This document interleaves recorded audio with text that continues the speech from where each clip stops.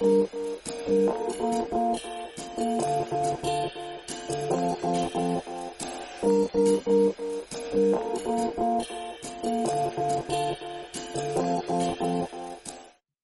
bonjour à tous. Avant de commencer, je voudrais signaler finalement que cette communication, elle s'inscrit dans une réflexion plus large qui cherche à analyser la communalisation de la vie culturelle d'un quartier de Montréal, le quartier Saint-Michel.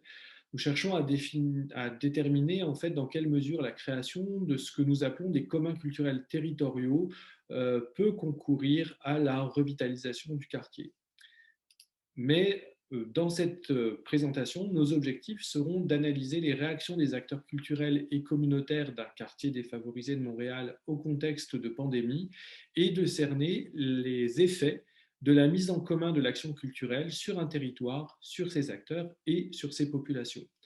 Alors, par communs culturels territoriaux, on entend des systèmes qui se construisent autour des interrelations qui sont créées ou qui préexistent entre plusieurs éléments. Des ressources culturelles, matérielles ou immatérielles, des communautés qui vont prendre en charge la production de ces ressources ou alors qui vont essayer d'en développer ou d'en préserver l'usage et qui, pour ce faire, mettent en place des systèmes de gouvernance. Le tout s'inscrivant sur un territoire qui est un élément actif dans le système, qui sert de cadre à l'action des communautés et qui sert également de stock de ressources culturelles. Enfin, une dimension temporelle peut être intégrée de manière facultative au système. Elle va alors transformer les ressources culturelles en patrimoine culturel. Alors nous développons ce concept à partir de la vie culturelle d'un quartier de Montréal, le quartier Saint-Michel, qui est un quartier qui appartient à l'arrondissement Villeray-Saint-Michel Parc Extension, situé dans le quart nord-est de l'île de Montréal, quartier qui connaît des difficultés physiques liées au morcellement du quartier par la présence de l'autoroute A40 et par la présence de deux anciennes carrières de pierre qui viennent enclaver différents milieux de vie de ce quartier, difficultés posées aux populations du quartier qui connaissent des problématiques socio-économiques importantes, population qui est très diverse, avec une population immigrante qui représente près d'un Michellois sur deux, et la présence de communautés culturelles, notamment latino-américaines, maghrébines et créoles. Alors, pour analyser ces communs culturels territoriaux, nous avons adapté le cadre d'analyse qui avait été développé par Elinor Ostrom et qui propose finalement de se pencher sur trois ensembles de variables. Premier ensemble de variables, les éléments constitutifs du commun. Nous regardons le capital culturel du territoire, les communautés de pratiques articulées autour de ce capital culturel, et les règles mises en place par ces communautés pour assurer la gestion de ce capital culturel. Dans un second temps, nous regardons comment ces éléments sont mis en action dans un contexte particulier. C'est ici le contexte de crise sanitaire. Et enfin, nous regardons ce qui résulte de cette mise en action, que ce soit les schémas d'interaction entre les acteurs ou les résultats qui sont produits dans ces arènes d'action et comment ces éléments viennent nourrir ou non le capital socio-territorial du quartier. En ce qui concerne le quartier Saint-Michel, si on regarde donc ces éléments constitutifs du commun, on trouve un capital culturel qui est caractérisé par un capital culturel matériel relativement pauvre, constitué principalement d'un cluster des arts du cirque, mais qui en dehors de ça est vraiment peu riche d'équipements culturels, un peu d'art public et des espaces publics investis par des événements culturels éphémères. Les artistes sont présents dans le quartier et certains d'entre eux, une dizaine à peu près, vont développer une implication très forte dans les dynamiques de quartier.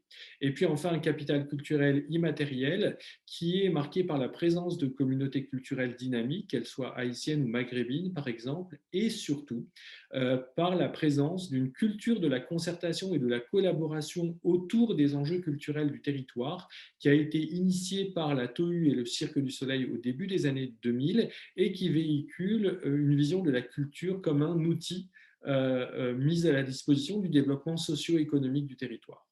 Autour de ce capital culturel s'articulent des communautés de producteurs d'usagers, de ce que nous appelons des producteurs usagers, c'est-à-dire des organismes communautaires qui utilisent la culture dans l'accomplissement de leur mission, et d'acteurs administratifs qui viennent accompagner en fait les actions culturelles développées dans le quartier, ce qui aboutit à la création d'une gouvernance polycentrique des dynamiques culturelles de Saint-Michel. Tout ça se cristallise dans la création d'une table de concertation culture qui est intégrée à la table de quartier Vivre Saint-Michel en santé. La table de concertation a, comme son nom l'indique, pour but de développer la concertation entre les acteurs, de favoriser les collaborations autour de projets et elle peut parfois prendre en charge la production de certains événements culturels. La table assure la cohérence entre les actions culturelles et le plan de quartier. Elle est ouverte à tout acteur intéressé par le rôle de la culture dans Saint-Michel, qu'il soit interne ou externe au quartier, que ce soit un acteur culturel ou que ce soit un autre type d'acteur. Les acteurs culturels sont, il faut le souligner, minoritaires dans cette table de quartier. La crise sanitaire a eu différents effets sur cet écosystème. Elle a généré des besoins, des risques et des contraintes. Pour les habitants, le confinement et les restrictions qui s'en sont suivies ont fabriqué des difficultés d'accès aux ressources, des difficultés d'accès à l'information et fait émerger des risques psychologiques importants pour les populations et particulièrement pour certaines populations fragilisées, les aînés ou les jeunes par exemple. Pour les artistes, la crise a conduit à l'annulation de contrats, elle a obligé les organismes culturels à fermer les lieux de diffusion et elle a entraîné des contraintes dans l'organisation ultérieure d'événements extérieurs, la limitation du nombre de participants. Le mot d'ordre dans les événements culturels qui ont eu lieu cet été à Saint-Michel, c'était surtout pas de rassemblement. Et puis, on a dû mettre en place les gestes barrières qu'on connaît tous maintenant. Alors, ça a conduit finalement certains acteurs à se retirer du commun culturel, notamment les acteurs municipaux qui avaient reçu comme consigne de la ville de ne pas s'impliquer dans des événements susceptibles d'entraîner des rassemblements. Parallèlement à ça, d'autres acteurs culturels vont avoir à cœur de remplir leur mission auprès du public michellois. C'est le cas de la TOU, donc un organisme dédié au cirque, qui est à portée de main, un organisme qui prend en charge des événements dans les parcs du quartier. Ces deux organismes ont exploré des nouvelles formes culturelles, des nouvelles modes d'expression et ont exploré également de nouveaux lieux dans lesquels il serait possible de développer une offre culturelle. Ça a conduit à l'élaboration d'une offre artistique adaptée qui s'appelait Saint-Michel au balcon, qui a rallié des artistes et des organismes culturels, mais qui a rallié également des organismes communautaires qui, face aux besoins accrus auxquels ils devaient faire face, ont vu les actions culturelles comme des moyens de remplir leur mission. Ce qui a conduit à l'implication particulièrement dynamique de nouveaux joueurs, notamment les organismes aînés, qui ont donc participé au commun culturel michellois. Ça a donné naissance à un projet qui s'appelle le projet Enthousiasme, qui a été financé par la ministre de la métropole et qui avait pour objectif de briser l'isolement des habitants du quartier par une offre culturelle adaptée, de les sensibiliser aux enjeux de la crise sanitaire, les informer sur les ressources à leur disposition dans le quartier et de recueillir leurs témoignages. Ça a conduit à la création de 184 animations, dont 127 animations culturelles, qui ont eu lieu au plus près des habitants dans différents lieux, HLM aînés, ruelles, etc. Ces actions culturelles étaient accompagnées d'opérations de sensibilisation et de documentation qui étaient prises en charge par les intervenants des organismes communautaires et par les jeunes du quartier. Finalement, on est passé d'une phase de concertation des acteurs culturels à une phase de co-construction d'une offre culturelle qui mobilisait des expertises organisationnelles, socio-territoriales, culturelles et artistiques, ce qui a conduit au développement d'une offre culturelle innovante qui répondait aux besoins des populations tout en intégrant les contraintes imposées par la crise sanitaire.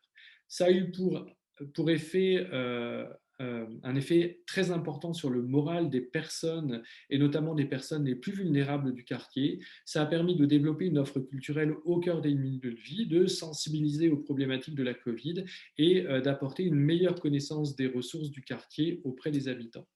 Finalement, cette opération a constitué une occasion d'enrichissement du capital socio-territorial du quartier. Par capital socio-territorial, on entend l'ensemble des ressources tangibles et intangibles qu'une collectivité peut mobiliser afin d'assurer le mieux-être de ses citoyens. La crise a en fait constitué une opportunité. Elle a permis de renforcer les capacités à collaborer des acteurs locaux. Elle a renforcé la participation d'acteurs communautaires au commun culturel michellois. Elle a permis le développement d'une offre culturelle au cœur des milieux de vie dans un quartier enclavé, ce qui était un enjeu important et de longue date pour les organismes culturels, enjeu qu'ils avaient du mal finalement à satisfaire. Elle a permis à certains acteurs de renforcer ou d'affirmer leur leadership et elle a constitué une porte d'entrée pour des nouveaux acteurs culturels, ce qui a finalement relégitimé le rôle de la culture dans le développement du quartier. La table de concertation culturelle a en effet retrouvé une autonomie qu'elle avait perdue dans le dernier plan de quartier. C'est avec plaisir que je répondrai à vos questions. Je vous remercie de votre attention.